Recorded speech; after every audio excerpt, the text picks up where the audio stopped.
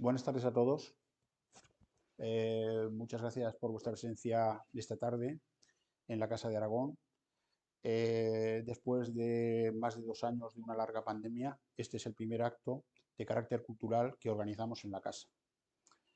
Esperamos poder seguir haciéndolo en el futuro, aunque a ver si la pandemia nos lo permite, y esperamos poder seguir haciéndolos y que, en fin, que los datos que están apareciendo ahora en la prensa pues, nos permitan controlarla y seguir desarrollando nuestras actividades. Este acto tiene una singularidad, que es que lo estamos emitiendo en directo a través del canal de YouTube de la Casa de Aragón en Sevilla. Es la primera vez que hacemos esto. Estamos apoyados por el grupo Aragoneses Online al que pertenecemos. A este grupo lo formamos 8 casas y centros regionales de Aragón en España y en América. En España, pues estamos, además de Sevilla, La Coruña, Badalona y Madrid. Hay casas en Argentina y Brasil. A todos ellos, desde aquí, los saludo y les agradezco su presencia. También a todos aquellos que nos están viendo directamente por internet, desde sus casas o allí donde se encuentren con sus teléfonos móviles. Muchas gracias a todos por su presencia y a los que en un futuro nos vean en las plataformas de YouTube de nuestra casa y de Aragoneses Online. Nos reunimos aquí para disfrutar o ver una conferencia sobre el románico en el Pirineo aragonés. Esta conferencia nos la va a ofrecer Alfredo Martínez Cuevas, que es socio fundador de la Casa de Aragón y amigo. Alfredo es zaragozano, es arquitecto técnico, es profesor jubilado de la Universidad de Sevilla y es doctor en Humanidades. Y dicho esto, no voy a extenderme más y le voy a ceder la palabra para que nos deleite o nos haga disfrutar con esta conferencia tan apasionante sobre el románico en el Pirineo aragonés. Cuando quieras, Alfredo, puedes empezar. Muchas gracias, José Luis. Buenas tardes a todos los que están aquí, pocos para lo que suele ser el aforo por razones de la situación de la pandemia está aproximadamente al 50% y el resto pues lo estarán viendo en sus domicilios o donde lo puedan ver, en directo o en diferido. En primer lugar, quisiera agradecer, eso es lo que digo, a todos ustedes, pero también el trabajo enorme que han tenido que realizar el presidente José Luis Pardina y el vicepresidente José María López Peña para poder montar esto, porque, bueno, no somos expertos precisamente en esta difusión y sobre todo en cuestión para que el sonido fuera perfecto. Bien, espero no defraudarles. El tiempo previsto, hablar del románico aragonés en 45 o 50 minutos, que es el previsto para que ustedes no se cansen, pues es francamente complicado. Lo difícil ha sido poder condensar todo esto. Bueno, pues empezamos, pero yo ahora, pues por la prudencia que exigen las autoridades, me voy a poner la mascarilla. Creo que lo podré aguantar. No estoy en activo. Yo sé que mis compañeros activos de la universidad siguen dando sus clases con mascarilla y yo voy a intentarlo. Lo importante no es que me vean a mí la cara, lo importante es que vean las imágenes que hemos preparado y los comentarios que pueda hacer. Por lo tanto, me voy a poner la mascarilla, estaría más cómodo como todos, pero bueno, esto es lo que tenemos. Vamos a empezar. Algunas veces me levantaré para que puedan ver ustedes algunas señales que pueda poner. Controlaré bien el tiempo, eso es fundamental, me han advertido. El arte románico en el Pirineo aragonés. Qué osadía hablar del arte románico enorme, extensísimo, que hay en todo el norte de Aragón, en el Alto Aragón, sobre esto, y resumirlo en tan pocos minutos. Yo recuerdo, yo empecé a ocuparme y interesarme por este arte, sobre todo por la parte de edificación, allá en la década de los 80, cuando en unos viajes al Pirineo, mi familia, mi mujer y mis hijos, íbamos con otra familia, con una rama familiar, mi rama Jimeno Martínez, los que me enseñaron y me metieron por las entrañas del Pirineo. Hay un refrán que dice: solo se ve lo que se mira, y solo se mira lo que se tiene en el pensamiento. Mi pensamiento profesional es la edificación y es lo que fundamentalmente miraba. ¿Por qué no? Y todo lo que había en el entorno. Vamos a empezar con esto y, en primer lugar, el arte románico. Vamos a ir de lo más a lo menos. ¿Qué es el arte románico? El arte románico es un conjunto de manifestaciones artísticas, fundamentalmente arquitectura, siguiendo de la escultura y la pintura. Porque además la escultura y la pintura estaban íntimamente unidas a la arquitectura en esa época y en ese tipo de arte. ¿Cómo se enmarca temporalmente? En los siglos XI y XII. No quiere decir que sean dos siglos estancos, sino que empieza un poco antes. Ya había el prerrománico, lo hay en Galicia, el prerrománico lo hay en Aragón, hay uno magnífico como Santa María del Naranjo, San Miguel del Illo en Asturias, etc. Y luego está el tardorrománico, que empieza ya a conectar con sucesivas manifestaciones artísticas como era el gótico. Pero esto del arte gótico, del arte románico, no era alguien que una serie de constructores, de maestros, canteros, elaboraban y creaban este arte, sino que hacían lo que era una idea que venía, ahora diremos de dónde, que venía de Centro Europa, y ellos, esta denominación empieza a resultar allá por el siglo XIX, primer cuarto del siglo XIX, primer tercio del siglo XIX, cuando una serie de historiadores franceses y arqueólogos unifican y creen que aquello es una procedencia del arte romano y algo del bizantino. Digo varios y no centro ninguno porque es que según lees hay varios que la paternidad de la denominación de arte románico pues se la quieren apropiar. Entonces sería una discusión si fue fulanito o menganito el primero. Lo que sí es cierto es que hay un estilo que es uniforme, aunque tiene peculiaridades locales. Por encima de las características locales están las ideas generales. Es un arte que fundamentalmente es un arte de la Iglesia y del cristianismo. Por eso los mecenas, lo que ahora diríamos los promotores de los edificios, los que lo pagaban, venía por parte de la Iglesia y de la nobleza. Bien, vamos a situar en este mapa el origen y desplazamiento del arte románico. Lo que parece que hay es unanimidad, que el arte románico empieza esta arquitectura en la abadía de Cluny, en la Borgoña francesa.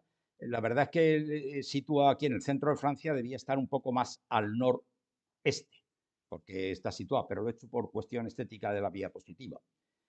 Y bueno, hay otros muchos, esto fue extendiéndose como una serie de anillos concéntricos que iban extendiéndose, pero la extensión de verdad, cuando se incorpora, es cuando un abad de San Cluny, pues indica que recomienda e impulsa las peregrinaciones.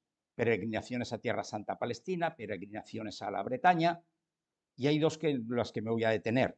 La ruta hacia Roma, desde Francia, venía de todas las partes de Europa, pero se concentraba en Francia, hacia Roma, hacia donde está, hacia el Vaticano.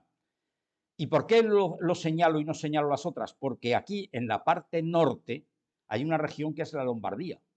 Y luego, cuando vayamos a hablar del románico aragonés, tendremos que hablar del románico lombardo. Entonces, ¿por qué era aquí? Había una serie de esta zona que era un cruce de caminos, una zona muy importante, que empezó a tener una especie de tensiones, lo que ocurre siempre, del poder. ¿Quién domina aquella zona? ¿Quién no domina aquella zona? En razones también religiosas, razones demográficas, y bueno, y algunos pues salían de allí, emigraban de allí. Y los que tuvieron mucho éxito fueron los que se dedicaban a la arquitectura, a la construcción románica, que venían luego hacia Aragón. Y a continuación, la que nos vamos a centrar es en la parte de Aragón, que es la que entra por Somport. Esa línea que entra por Somport, Villanúa, Castillo de Jaca, quiebra aquí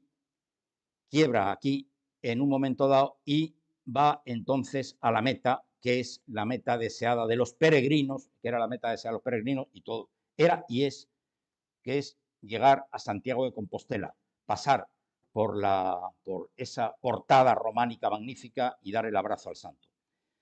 En este punto de este quiebro venía también la ruta que venía por Roncesvalles y se juntaba en Puente la Reina, que es también de aquella época. Bueno, ya sabemos de dónde viene la paternidad. Hay una frase que tengo puesta aquí: Europa se hizo peregrinando a Compostela, y pongo entre interrogantes si la frase se aplicaba a Goethe. Se la aplican, pero yo la verdad es que no he leído directamente que sea suya. Pero sí lo es cierto que esas peregrinaciones lo que hicieron fue unir las distintas zonas geográficas. Bueno, ¿qué características tiene en principio la arquitectura? Y luego seguiré con el resto de las actividades artísticas. Lo primero es un estilo muy sobrio, un estilo austero. Los edificios dejaban de cubrirse con madera, porque aunque la madera abundaba, también es cierto que era un material muy combustible y con frecuencia ardía. La solución era utilizar unos materiales nada combustibles, la piedra que era un material, sigue siendo un material abundante. Y entonces se cubrían con bóvedas de cañón. Las bóvedas de cañón que tienen aquí no es ni más ni menos que un medio tubo. Un medio tubo, pero ese tubo había una especie de, veían dentro de los conocimientos de cálculo estructural que pudieran tener, pues metían una serie de arcos fajones. Para mí yo lo comparo con una especie de costillas, las costillas del cuerpo humano, el costillaje. Si no tuviéramos las costillas, ¿qué pasaría con la piel y los músculos? Aquello se hundiría, es una parte de la estructura para evitar hundimientos. Otro sistema, y este es muy propio del lombardo, es las bóvedas de arista. Las bóvedas de aristas no son ni más ni menos que el dibujo de la confluencia de dos bóvedas de cañón cruzadas perpendicularmente. ¿Qué ventaja tenían? Que mientras que estas bóvedas se apoyan directamente en los muros, pero también hacen empujes laterales, y esos empujes laterales lo tienen que meter con una serie de contrafuertes exteriores que veremos luego. Sin embargo, este tipo de bóveda tienen 4 puntos más bien de apoyo, están más repartidos, se pueden sostener más mediante pilares.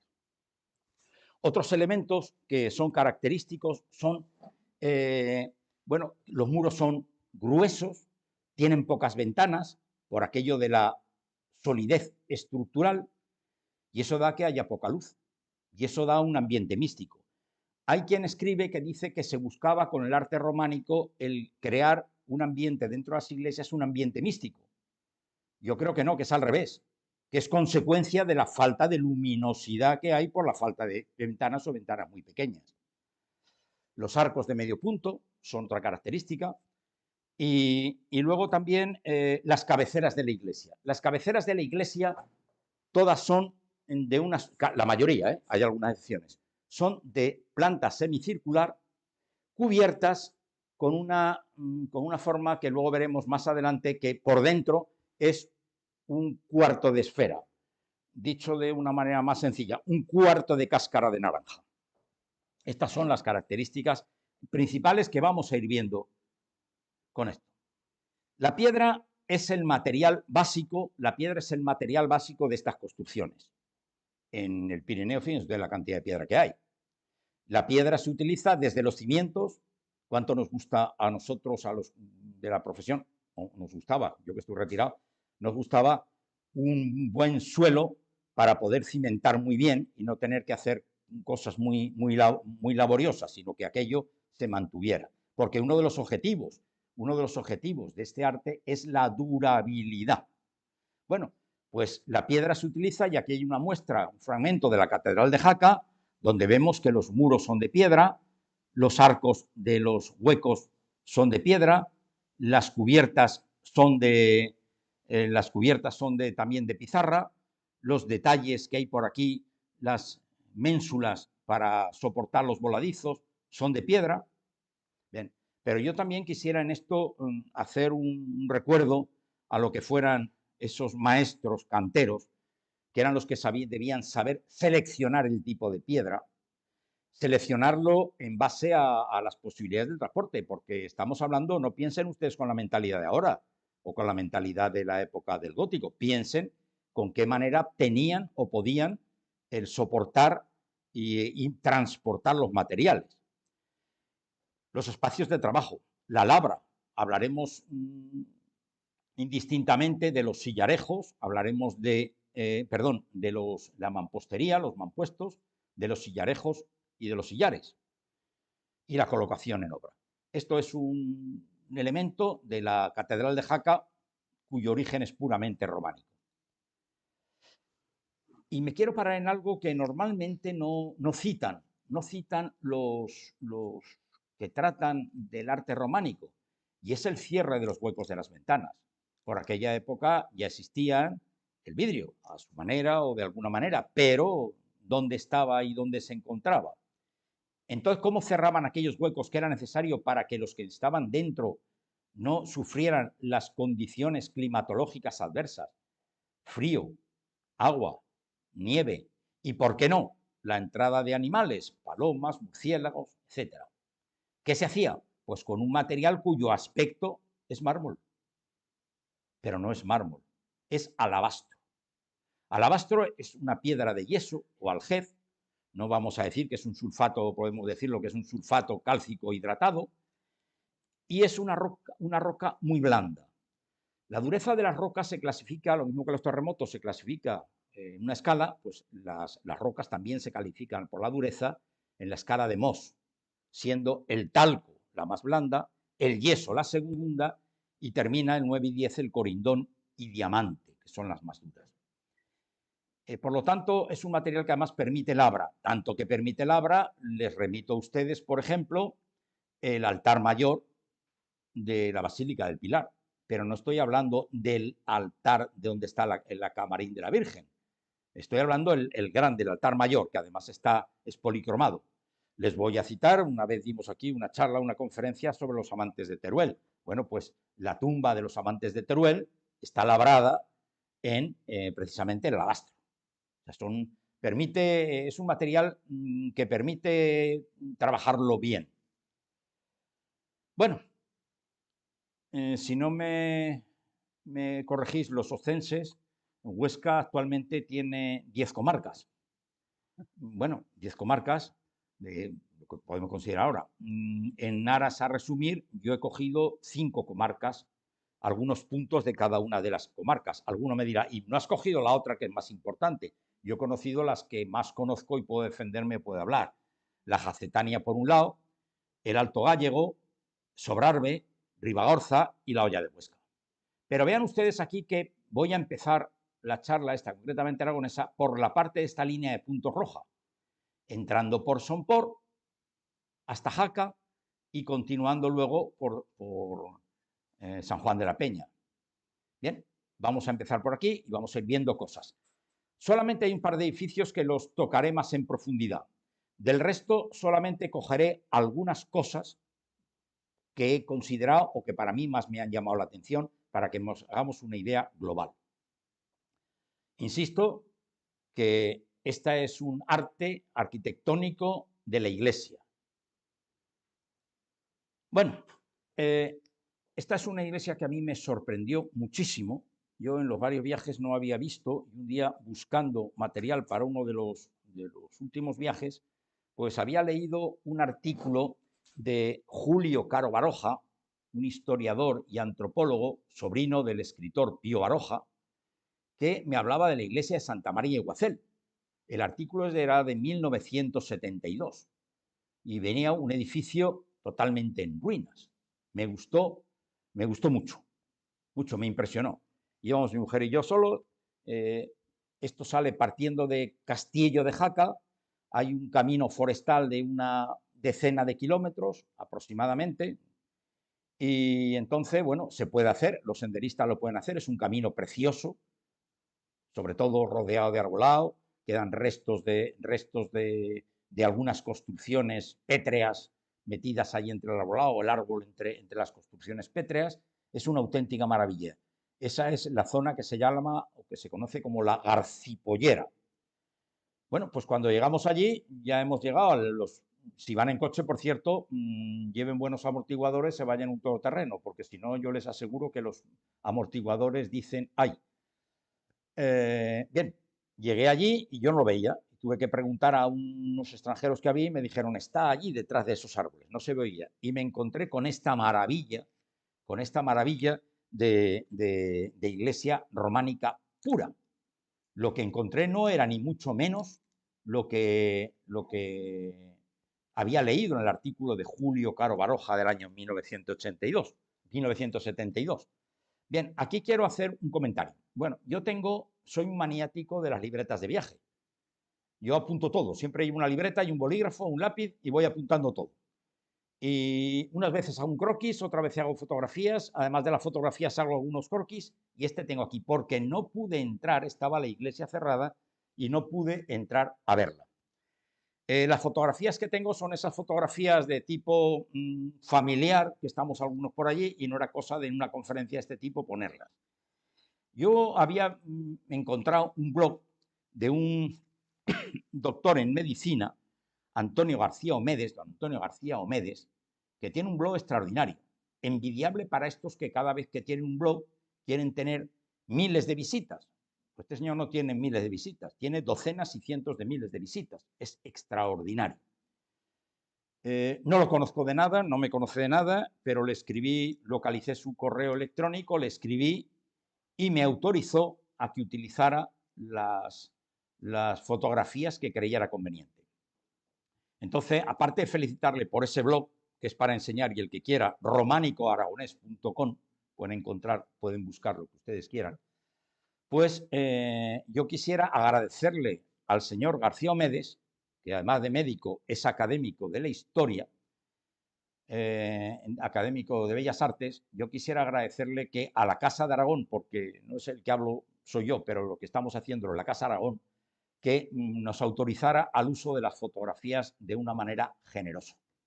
Bien, pues aquí tenemos en la parte de cabecera, tenemos un ábside, que, como digo, es de tipo, perdonen que mire, pero estoy controlando mucho el reloj para que no me pase. Estamos viendo que este es el elemento semicircular con este casquete esférico, una torre campanario y la puerta es una puerta hermosa que hay aquí con una serie de arcos forma abocinada, van de mayor a menor o de menor a mayor, como ustedes quieran, que están perfectamente labrados. Esto, según decía Julio Caro Baroja y según mantiene también, porque lo han leído y lo han interpretado, el románico aragonés, el señor García Omedes, pues dice que fue fundada, edificada y acabada en 1072, siglo XI, puro estancia del románico. Pero yo me planteo como técnico, en esas condiciones ambientales, con tanta temporada de lluvia, de nieve, de viento, pudieron terminar, extraer la piedra, colocarla y poner aquella piedra allí, una piedra muy tallada. ¿Cuánta gente tiene que intervenir? Me cabe duda, pero si lo dicen, me lo voy a creer. Reinaba entonces, después de Ramiro I, estaba Sancho Ramírez, el hijo. Bien, esto fue restaurado entre el 76 y el 82. Yo la vi después de la restauración. Aquí nos encontramos, y eso yo lo presencié allí cuando fuimos a visitarla, que había habido alguna construcción anexa. Aquí se puede ver, quedan todavía los restos, y encontrarán ustedes estos huecos que hay aquí. Estos huecos se llaman mechinales, que son unos huecos que se dejaban en las construcciones para colocar los elementos horizontales de los andamios y sobre ellos colocar las plataformas de trabajo. Yo que me he dedicado mucho a la seguridad del trabajo, me recuerda esto cuando en el decreto de 1997 decían que había que tener previsiones para futuros trabajos de mantenimiento, como era una modernidad. Pues mire usted, la modernidad ya eso lo utilizaban en el siglo XI. Operaciones para futuros elementos de mantenimiento. Allí dejaban aquello para que luego se pudieran colocar esos elementos de madera y poder colocar andamios en operaciones sucesivas de mantenimiento. Bien, no he conocido esto más que por fuera, pero he indagado para ir insertando también algo más que arquitectura. Y esta es Santa María de Uguacel, una pequeña talla que no he logrado saber exactamente el tamaño, pero que me vuelvo a encontrar aquí una talla románica de estilo puro Y este solamente lo localicé en el museo, fotografías en el Museo Diocesano de Jaca, porque esta talla es la misma, la talla central, lo que pasa que las otras son vistas desde el punto de la derecha o de la izquierda, pues está en el Museo Diocesano de Jaca. Y solamente se traslada una vez al año para una romería que hacen los vecinos de la comarca, que es una zona que está prácticamente deshabitada, pero ya si no van ellos porque son muy mayores, estarán los hijos y los nietos los que van allí a esa romería en el mes de julio. Por cierto, también agradezco al Museo Diocesano de Jaca y a su directora, doña Belén Luque, que le pedí permiso para utilizar algunas imágenes y diciéndole para lo que era, pues no dudó en cedérnoslo. Por lo tanto, nuestro agradecimiento como Casa de Aragón y el mío personalmente. Es una imagen en posición sentada, sedente, como se dice en la historia del arte. Representa a la Virgen como Madre de Dios. Es una imagen que veremos que toda la imaginería y la pintura y luego la escultura en los capiteles de las iglesias, veremos cómo son muy estáticas. Los ojos muy abiertos. Quizá esto tenga alguna influencia anteriormente bizantina. La figura tiene la ropa bastante entallada. A lo largo de toda la escultura y pintura se ve que el cuerpo humano está poco mostrado, la cara y las manos solamente. Colores muy vivos. Hay una teoría que a mí es la que me convence, que los colores vivos, los colores intensos, no los colores pastel, se utilizaban porque estas imágenes, lo mismo que las pinturas, estaban en lugares con poca luz y para que se vieran debían tener unos colores intensos. Jaca, qué maravilla, hemos dejado Castillo de Jaca. Me van a permitir que de una revista aragonesa, Aragón Turístico y Monumental, que va a cumplir 100 años de historia, ya es bastante, precisamente he firmado un artículo a las portadas de la Catedral de Jaca. Decía un artículo del señor García Mede, vuelvo a insistir, es tremendo lo que trabaja sobre el románico. Decía que un catedrático de Harvard, que fue uno de los primeros estudiosos del estilo románico, de la escultura románica, en 1924, decía: Jaca resultó ser uno de los paraísos terrenales que todavía conserva intacta la belleza que un Dios benevolente y una inspirada Edad Media le otorgaron. Por todas partes se encuentran tesoros de suma importancia, todavía sin publicar, esperando ser descubiertos. Efectivamente, han descubierto mucho, más debe quedar. Bueno, esto de la Catedral de San Pedro de Jaca, hay algunas discrepancias en algunos autores sobre el año de comienzo de la construcción. Lo que sí es cierto es que las diferencias que hay coinciden todas que se comenzó en la segunda parte del siglo XI. Luego ya, avanzado ya en principio del siglo XII, cuando con Alfonso I el Batallador, ya hubo otras fases. Puro estilo románico desde el principio. Esto empieza cuando, bueno, se conquista esta zona, cuando Sancho Ramírez le concede fuero, cuando el papado designa que sea una sede episcopal, luego es un lugar importante, el lugar de confluencia de los peregrinos. Es un libro de historia del arte lo que nos encontramos ahí. Bien, es una basílica de 3 naves, era una basílica, lo es, pero al principio románica de 3 naves, con cabecera absidal.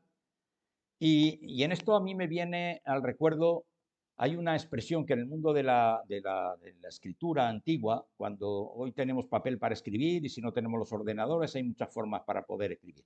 Pero cuando el soporte para poder escribir era muy escaso, entonces lo que se hacía era, por algún medio, rascar lo que había escrito para escribir encima. Ese concepto se llama palimpsesto. Y yo creo que esto es un palimpsesto, porque aquí en algunos momentos derribaron algunas cosas, borraron algunas cosas, ampliaron otras, reformaron otras. Luego, aquí se han sucedido desde el siglo XI hasta el siglo XVII, XVIII, se han sucedido distintos estilos arquitectónicos. No voy a hablar más de esto, pero voy a tocar algo que es importante y que ha transmitido por todas las rutas del románico, perdón, hasta Santiago. El taqueado jaqués, que son estas cintas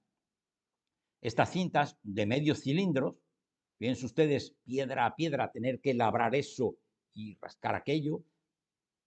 Y lo mismo está en la parte superior de los arcos que en elementos para romper la monotonía del muro, con una buena fábrica de sillería donde se aprovechaba todo, porque aquí vemos que las piedras tienen distintos tamaños. Allí no era cosa de despilfarrar y esta piedra ya no me encaja, se ha roto y la tiro. No, no, la aprovecho lo que pudiera y en cualquier sitio se notan elementos que han sido aprovechados. Un elemento románico puro. Vamos aquí, salimos un poco de la catedral de Jaca, pero no salimos de lo que es, vamos a ver de tiempo, sí, vamos bien. No vamos a salir de la zona y vamos a estar en el Museo Diocesano de Jaca. Esta es otra de las imágenes que he intentado y que he pedido autorización para ello. La Epifanía y huida a Egipto. Fíjense ustedes que en este mural, que estaba en la iglesia, está en el ábside de Navasa, en una localidad junto a Jaca, entonces vemos ciertas cosas en la pintura. Las figuras están muy unidas. Nos encontramos a la Virgen María con el Niño Jesús, la adoración de los Reyes Magos, que estaban aquí, y luego la Virgen con el niño huyendo a Egipto. Bueno, he dicho los Reyes Magos, y aquí figuran con corona, pero esto viene en el Evangelio según San Mateo, en uno de los primeros pasajes, y no habla de los Reyes Magos, ni los Reyes de Oriente, habla de los sabios de Oriente, o sea, exactamente. Pero bueno, esta era una forma de enseñar historia sagrada a los fieles que no sabían escribir, que no sabrían leer. Vemos que en esta pintura los contornos están muy bien delimitados en negro, llámese la corona, llámese los ropajes, llámense la corona de los reyes, llámense las patas del caballo, etcétera. Todo muy marcado. Volvemos a insistir en los colores vivos, los colores chocantes, para que se pudieran ver. Este es un ejemplo de la pintura y escultura que está íntimamente unida a la arquitectura. Estaba allí y menos mal, porque las condiciones ambientales, de humedad, etcétera, eso hablaremos al final, pues hacen una destrucción de la parte patrimonial pictórica. Otro elemento que tenemos clásico en el románico es el Pantocrator.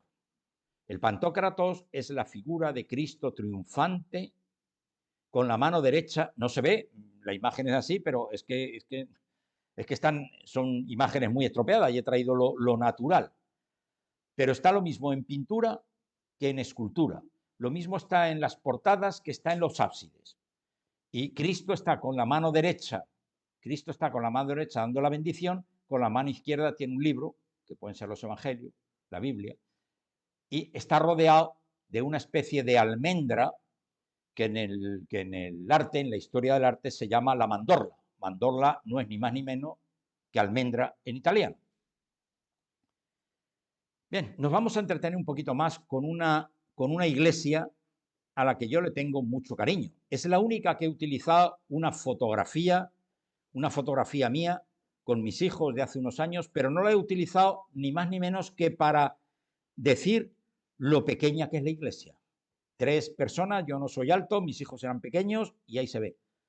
Son 72 metros cuadrados, tengo entendido, yo no la he podido medir, 72 metros cuadrados de lo que es la iglesia.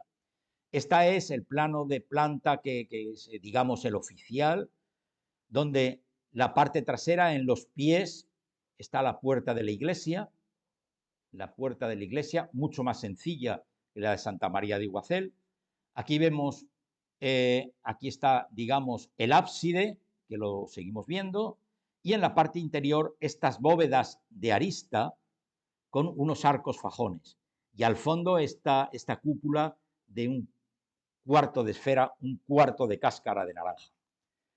Puro estilo, que es del siglo XI, puro estilo románico lombardo. ¿Qué caracteriza? Pues miren ustedes, aquí hay una especie de arquitos pequeños, ciegos, y entre ellos lo que figura son los contrafuertes que se ponían para evitar los empujes laterales de las bóvedas, para soportar. Fue restaurada en el 54-58.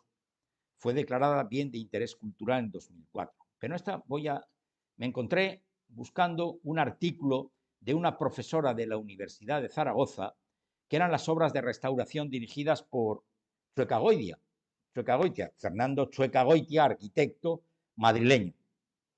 Bueno, vamos a ver, y esto no vamos a parar. Miren ustedes, por un lado, aquí vemos que la iglesia está diáfana. Aquí vemos que la iglesia tenía unas construcciones anexas. Aquí vemos abajo que se estaban derribando estas construcciones y se estaba reconstruyendo lo que hay. Pero vemos que esta iglesia tenía 3 alturas en el año 54. Ahora, tras la restauración de Fernando Chueca, tiene una. Este artículo de esta señora, un excelente artículo de Ascensión Hernández Martínez, no la conozco, pero su artículo me parece francamente bueno. Hay unas precisiones sobre esta arquitectura y la restauración. Bien, y entonces lo que dice que esto es lo que es una reinterpretación de este señor, me parece correcto. Hoy día, en la actualidad, tenemos otros sistemas que se están utilizando. Entonces, Chueca, además de arquitecto, era un buen historiador, fue académico, pero hoy día lo que existe es los trabajos, el arquitecto debe apoyarse en otras disciplinas. No en el trabajo, como se dice, multidisciplinar, muchas disciplinas trabajando cada una por su lado, sino interdisciplinar, trabajo de manera interconectada. Bien, hoy día lo que se hace es el trabajo de los arqueólogos, bien que he conocido esa parte gracias al profesor y compañero Miguel Ángel Tabales. Bueno, hoy día lo que se hace, los arqueólogos no solamente excavan y miran a ver lo que hay debajo del suelo, los arqueólogos también trabajan en los muros, en las paredes, en las cubiertas, van rascando y van encontrando. Y por si ellos no pueden datar bien los edificios, hay unas pruebas, voy a citar una que es la que más puedo conocer, que es la prueba del carbono 14, que a través del envejecimiento se puede conocer de los morteros, las piedras no, porque las piedras tienen milenios, pero los morteros sí se pueden analizar. Y las muestras que hacen falta no pueden ser muy exteriores porque pueden estar estropeadas, hay que sacarlas de la parte un poco más adentro, pero vale algo así como, no sé, como una lenteja. Y además no son pruebas caras. El otro día preguntaba por tarifas en la Universidad de Sevilla, de compañero de mi departamento, que es lo que cobra la universidad, y una prueba de este tipo pues no puede estar en 500 euros, que no estamos hablando de algo que si no hacen esa prueba, pues no puedes hacer la obra. Bien. Bueno, seguimos continuando y nos vamos a Santa Cruz de la Seró, pueblo pequeñito, encantador. Después de encontrarte a San Caprasio, te encuentras esta iglesia de Santa Cruz de la Serós, potente, impresionante. No queda todo, porque inicialmente fue un monasterio benedictino. Ojo, benedictino, estoy hablando que los que venían no solamente eran peregrinos hacia el Camino de Santiago, eran monjes que venían de la abadía de Cluny, que era aquella la orden que estaba. Benedictino, pues siglo X, hay referencias arqueológicas que puede ser de aquella época.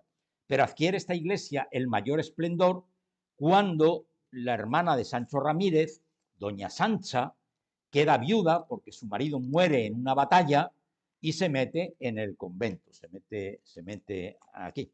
Y entonces ella, la hermana del rey, el segundo rey de Aragón, es la que potencia mucho aquello. Fíjense ustedes, la torre campanario, más sólida, con pocas ventanas en la parte de abajo por aquello del concepto que tenía entonces, muros muy fuertes, muy pesados, pocos huecos, la ligereza arriba, que tienen que soportar menos. Y luego, pues podemos ver también una cosa que a mí me llamó mucho la atención, una fotografía muy antigua. Miren ustedes la pila del agua bendita. Está metida como en el pilar, basa, fuste y capitel, está soportando una viga. Tengo la impresión de que esto es más moderno, pero esto está a la entrada de la iglesia, esta pila del agua bendita.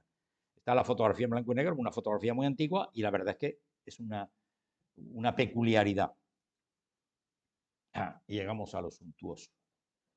Sigue por Santa Cruz de la Serós, coge una carretera muy empinada, una carretera serpenteante, bien rodeada de vegetación.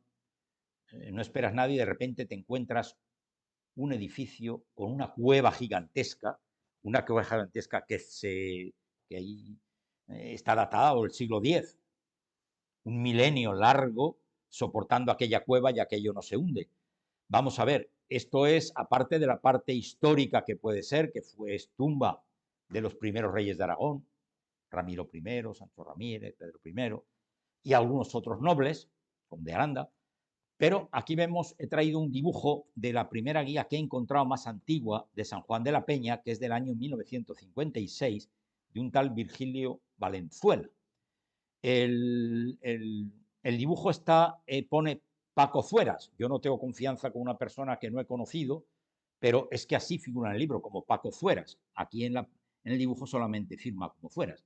Observen una cierta discrepancia. El edificio central es un edificio mucho más alto que este que hay aquí al lateral. Y aquí tenemos también esta parte que ahora vamos a ver, estas arquerías, que es una auténtica maravilla. El claustro del monasterio, algo muy clásico en el arte románico. Columnas sobre una base, sobre un apoyo, un podio. Las columnas románicas nunca van al suelo, se sostienen sobre ese podio. Columnas de 1, 2, en algunos sitios hay de 4 columnas, pero un solo capitel. Un capitel que va representando aspectos normalmente de historiografía sagrada. También hay de otras cosas, de personas, de animales, de cosas, elementos más desagradables. Este de aquí representa el sueño de San José, cuando según San Mateo le dice un ángel: despiértate, coge a tu mujer, coge a la mujer y al niño y llévatelos a Egipto porque Herodes quiere matarlos. Lo que tenemos aquí. Algo más de San Juan de la Peña, de puro estilo románico. Bajo la cueva nos encontramos aquí 3 pequeños altares. Los altares góticos es una tabla con una pata o 2 patas, nada más, limpios, exentos, con un casquete, un cuarto de esfera, un cuarto de media naranja, los pilares, y aquí vemos alguna restauración con ladrillo, eso sí, pintado para imitar lo que había. Elementos que puedes ir encontrando. La verdad es que todo lo que estoy diciendo, una cosa es contarlo y otra cosa, yo no quisiera transmitir solamente aspectos más o menos técnicos, aspectos más o menos artísticos. Yo quisiera transmitirles a ustedes la emoción que yo he sentido, no como profesional, sino como ciudadano, de ver aquella maravilla que tiene un milenio aproximadamente, 900.000 años. Esto es para verlo y disfrutarlo. Y además, les digo, yo tengo un concepto que yo no soy turista. Si voy de turista es cuando no conozco el idioma y tengo que ir a un país extranjero.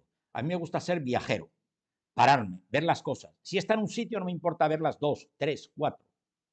Hay uno de los mejores ahora mismo profesionales que se dedica a la restauración del patrimonio, sevillano precisamente, compañero mío, que es José María Cabeza Méndez, un hombre muy laureado, ha tenido el Premio Nacional de Restauración en el año 2014, este año el Andal de Edificación, y él me dijo una vez, precisamente en un congreso en Zaragoza, me dijo: los edificios hablan, hay que saber escucharlos, y para escucharlos te tienes que poner allí. Escucharlo no solamente hablar, es qué te transmiten, qué te manifiestan. Desde que me lo dijo ya hace unos años, fue el primer año después de mi jubilación, desde entonces siempre lo tengo en cuenta. Los edificios hablan, hay que saber escucharlos. Bueno, San Pedro de Siresa, no nos vamos a parar mucho. Este es un siglo, ya nos hemos salido del Camino de Santiago. Ahora ya, vamos de tiempo. Bien. Vamos un poquito cortos. Bien, nos hemos salido y vamos en la parte de la Jacetania, en el Valle de Hecho, junto a la selva de Oza, una maravilla. Encontramos este edificio que también ha sido muy transformado. Abadía primero, fue monasterio, en el siglo XIII fue muy transformado, fue sometido a profunda remodelación y es bien de interés histórico-cultural, histórico-artístico. Digo que esto es de los sitios que merecen la pena verlo, en el ambiente que hay, y aquí está, donde estamos, en la parte noroeste de la provincia de Huesca. Podemos ver que la parte interior mantiene esas características generales. Bueno, vamos a tomar aire, vamos a salir un poco de contrastes. Aquí tengo una iglesia que está en pleno campo, a la intemperie, que está en un núcleo próximo a Jaca, que es del siglo XII, y otra que nos encuentro en el Run, en Benasque, que también del siglo XII. Fíjense, la una en espacio totalmente abierto y otra como cogida exactamente por la vegetación. Por cierto, de esta, lo que yo conocía era una iglesia que, bueno, está conservada aparentemente, pero los techos eran de fibrocemento, uralita. No sé cómo estarán ahora, entraba por el otro lado. Y esta campana, una campana muy pequeñita para un hueco tan grande. Posiblemente aquello en un momento dado fuera una torre de vigilancia y luego construyeran ahora la iglesia. Es una interpretación mía, no le hagan mucho caso. Y en esta otra lo que sí veo es una trabazón perfecta de un sillarejo muy irregular, pero con unas juntas importantes de mortero, porque el mortero no solamente pega los materiales, sino que en estos casos a la piedra sirve para asentarla, porque si no se asienta bien, pues luego vienen los problemas de fisuras y roturas. Con esto quiero ponerles aquí es que el arte románico no es solamente historia, no es solamente arquitectura, no es solamente escultura, también es ambiente, medio ambiente. ¿Y qué me dicen de esta? Otro de los libros que para mí es un libro de cabecera, este que es El nacimiento del románico en Aragón, lo he puesto en la parte de abajo, de los señores Esteban Loriente, Galtier y García Guatas, y una veintena de personas más. Es un libro que es difícil de conseguir, yo lo he intentado, no lo tengo, pero tengo la fortuna que es un libro que está en el catálogo de la Universidad de Sevilla, en mi universidad, y de vez en cuando lo cojo. Tengo la fortuna que no lo piden mucho, luego lo puedo coger y cada vez que me lo dejan para una temporada. ¿Qué me dicen de esto? Monasterio de Obarra. Este monasterio que era pequeño, bañado, aquí ven la iglesia, por un lado ven aquí en la parte, la iglesia de Santa María, que es del primer tercio del siglo XI. Y luego más adelante hay una pequeña ermita también románica que es del siglo XII, la ermita de San Pablo. Todo lo que hay alrededor, al parecer, eran huertas para que se alimentaran. Este es el río Isábena, está bien dicho con acento, ¿no? Isábena, no Isabena, Isábena, que trae poca agua, pero me imagino que cuando venga el deshielo, el cauce cogerá mucha agua. De hecho, en una de las inundaciones riadas que hubo, en los años 60 destruyó el puente, y el puente que hay aquí lo único que le quedan son los estribos, unos elementos de arranque, porque es que prácticamente se lo llevó entero y está reconstruido a mitad de los años 60. Pero fíjense otra curiosidad que se da en las iglesias. Esta curiosidad es simplemente la luz, cómo entra y enfoca justamente por la mañana en el altar. Es una curiosidad, pero aquí yo el caso que recuerdo es quizá la iglesia que yo más he estudiado y que más conozco, es San Juan de Ortega en la provincia de Burgos, porque es donde está ese enterramiento del patrón de mi profesión. Y entonces hay dos momentos, 2 veces al año, en marzo y en septiembre, que un rayo de luz va avanzando y se proyecta en un capitel, siempre el mismo capitel. O sea que esto no es fruto de la casualidad, que los que diseñaban esto lo estudiaban bien. Ahora nos enteramos un poquito, vamos a bajar de la parte alta y nos vamos a la Hoya de Huesca, vamos a San Pedro el Viejo. Esto es según los estudios arqueológicos, hay una acumulación de estilos arquitectónicos. Bueno, aquí nos encontramos con un clásico claustro, vean ustedes este murete de apoyo de las columnas o podio, con los capiteles tallados, enseñando libros abiertos, libros dibujados que todo el mundo pudiera entrar, en este caso es con escultura, tallados. Estaba organizado en 3 naves, con arcos fajones, y bueno, es un monumento histórico nacional. Esto está tomado de una publicación de la propia parroquia de San Pedro el Viejo. Una de las cosas que no había tocado, que lo había tocado en Santa Cruz de la Serós, lo había podido tocar en la Catedral de Jaca, o lo toco aquí, es un elemento característico, es el crismón o los crismones. Los crismones son unos elementos pétreos, esculpidos, que están colocados sobre los dinteles de las puertas, en este caso sobre la puerta principal de entrada He puesto en pequeñito porque esta torre no es de esa época, es algo posterior. Y sobre esta puesta está el crismón. ¿El crismón qué significa? El crismón lo que viene a significar es, representa a Cristo, el anagrama de Cristo. La P no es nuestra P del alfabeto latino, sino la Rho del alfabeto griego. Esta especie de X es la J del alfabeto griego. Y luego el alfa y omega, el principio y fin de todas las cosas. Este crismón que está rodeado y sujetado por unos ángeles. Este es el concepto primitivo. Luego más adelante hubo un concepto que era el concepto trinitario, que era el Padre con la P, la A que representaba al Hijo y esta doble X que representaba al Espíritu Santo. Son conceptos de interpretaciones, pero que en definitiva, desde el punto de vista artístico, lo que quiero decirles es que los crismones están representados en muchas de estas iglesias. Esta que he puesto ahí, que estaban en el campo también, lo tienen, más o menos pequeños, más o menos cuidados, más o menos estropeados, pero existen. Es un elemento característico. Y dentro de esta iglesia de San Pedro el Viejo, veo la capilla de San Bartolomé, porque es la del más puro estilo románico.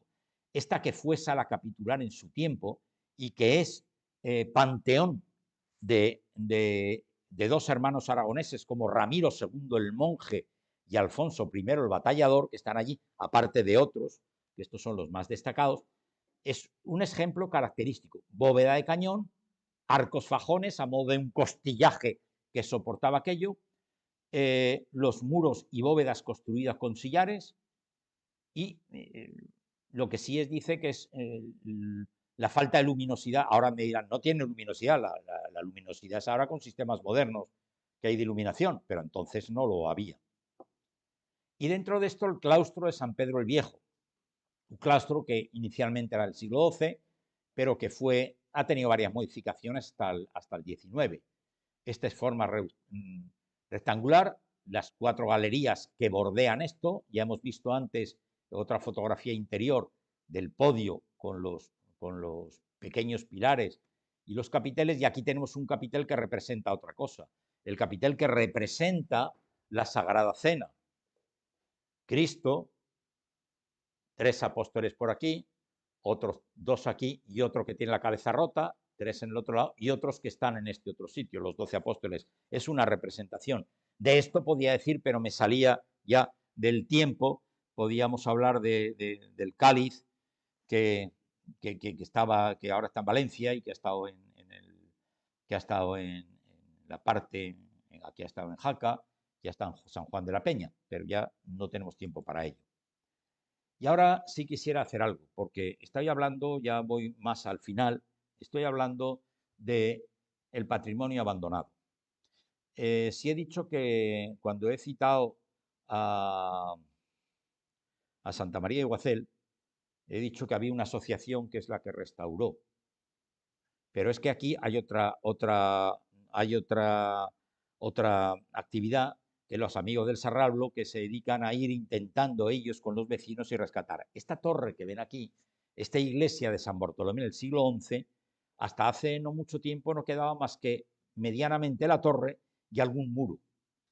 La han rescatado, la han reconstruido. Esta fotografía es de ese libro que citaba antes. Y esta iglesia de San Andrés, que esta fue destruida, esta no fue destruida por el tiempo y el abandono, esta fue destruida en la parte de la guerra civil. Es que los edificios se arruinan, tienen buena cimentación y soportan, tienen buenos materiales, que la piedra, y lo soporta. A veces la piedra no está bien colocada porque no tenían buenos morteros de cal y se estropeaban. El abandono por la despoblación de la gente que se iban a otros lugares. En muchos sitios ha habido zonas donde han sido abandonadas por la construcción de pantanos. Otros, el envejecimiento de los pobladores, la humedad. ¿Y por qué no? El expolio. Sería bueno que supiéramos cuántas cosas se han llevado, cuántas cosas han robado por ahí y que se las han llevado y que estarán en colecciones particulares. Por eso cuando digo que lo que está haciendo el Museo Diocesano de Jaca, bendito sea que están rescatando y encontrándonos y reservando lo que tienen.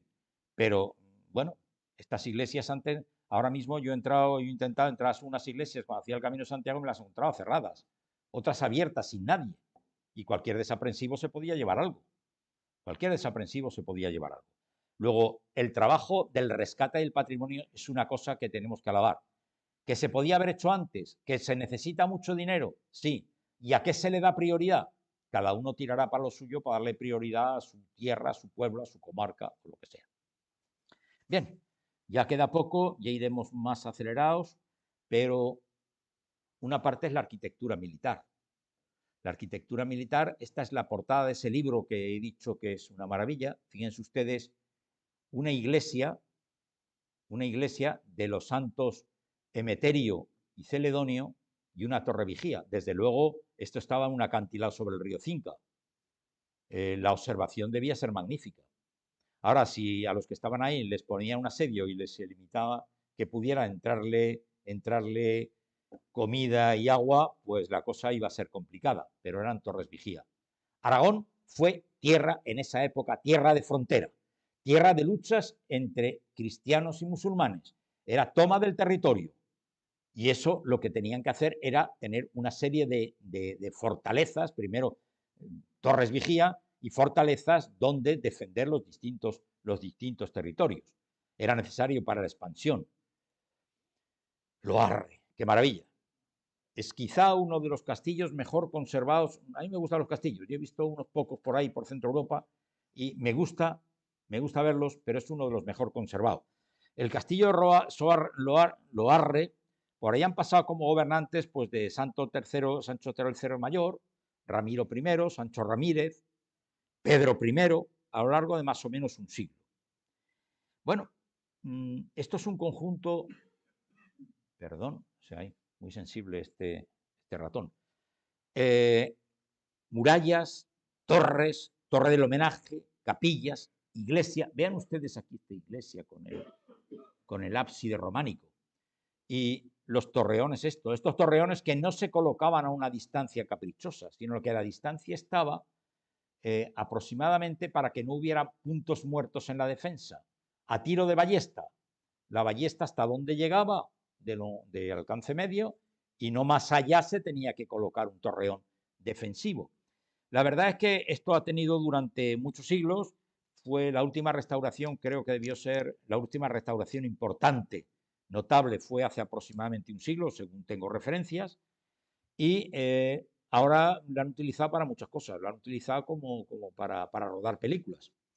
Y sí quisiera decirles que, por si a alguien le gusta la lectura, hay una obra de un aragonés que es El Castillo, de Luis Zueco. Es un libro muy gordo, tiene 75, 76 capítulos, pero viene contando la historia de Aragón desde el principio, viene contando la parte de la construcción de una forma novelada.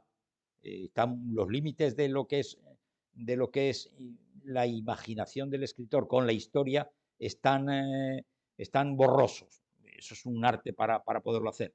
Merece la pena leerlo y es muy entretenido. Cuando yo lo compré para leerlo, y hace unos años, me parece que no era la 10ª edición o la 12ª edición. Era muy importante. Bueno, este es uno de esos castillos. Luego hay otros, que aquí he puesto unos en la tira, Aínsa, Ayerbe, Voltaña. Bueno, pues el de Aínsa sí está muy transformado, pero existe. Pero los otros, Ayerbe, Voltaña, Falces, ya son más bien restos arqueológicos, no se han recuperado tanto, están más en el abandono. Y aquí he puesto dos, el de Monte Aragón, en Quicena, este de Monte Aragón, que está en la Hoya de Huesca, sirvió para ayudar en la toma de la ciudad de Huesca, y ahí precisamente en una de las batallas para la toma de Huesca murió Sancho Ramírez, fue herido por un disparo de ballesta, creo que estuvo ahí enterrado y luego el cuerpo lo llevaron a San Juan. Bien, y otro, este está en restauración, y este otro, el Castillo de Alquézar, que primero fue musulmán, ya lo conquistó el mismo rey que estamos hablando, Sancho Ramírez, y lo convirtió también en capilla real, con unos muros almenados. Estaban situados en lugares estratégicos. Bueno, yo simplemente, porque no me voy a parar en la bibliografía, pero lo voy a dejar aquí grabada para que si alguien lo quiere ver a posteriori, los libros o los documentos que he utilizado. Pues nada, muchas gracias. Perdón si me he pasado un poquito del tiempo previsto. Me he pasado bien, pero lo siento, es que no podía acelerar más o no quería correr más. Muchas gracias por la atención. Si hay alguna pregunta, José María, ¿hay alguna pregunta que nos hacen por ahí? ¿No hay ninguna pregunta por fuera? Pues mientras tanto, ¿hay alguno que quiera hacer una pregunta mientras José María nos dice si alguien nos lanza alguna pregunta? Bueno, pues espero no haberles hartado, no haberles aburrido. Don Francisco, adelante. Muchas gracias por la preciosa conferencia que nos ha dado y que a mí me ha hecho recordar también mis pocos viajes, porque seguramente no tenía dinero para hacer más de hace muchos años. Recordar a Toulouse, recordar los Champagne, pero con una curiosidad seguramente humorística, no has citado la catedral de Huesca, no has citado el metro que hay grabado allí en la puerta. No, y lo leí precisamente en uno de los artículos que hay allí, pero como hay algunas cosas que no creo que pertenecen a la época del románico, pues me he salido. Lo mismo que no he citado, por ejemplo, esa torre de entrada, porque es posterior. Entonces me he salido y me he ido limitando a lo que era el románico 11-12. Quizá lo más lejos que me he pasado un poco ha sido, que era de 1200, la pintura esa del Museo Diocesano de Jaca, en la que se ve allí la Anunciación, la Epifanía y la huida a Egipto. Es la más lejana que he tocado, que es de 1200, está fechada en 1200. El resto, por cuestiones de tiempo, me he salido. Es cierto que podía haber tocado algunos más, pero si yo no conocía bien o no había estado o no había catado aquello, me parece que no era muy honesto hablar de lo que no conocía.